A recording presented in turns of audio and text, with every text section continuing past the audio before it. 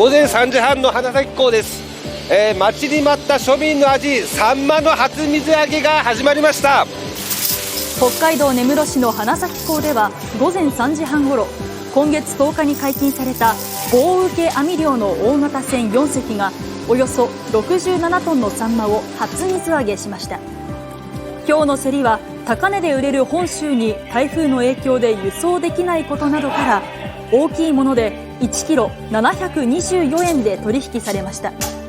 去年の1キロ14万円を大きく下回っています。早速根室市内の鮮魚店では新鮮なサンマが並び1匹80円で販売されています。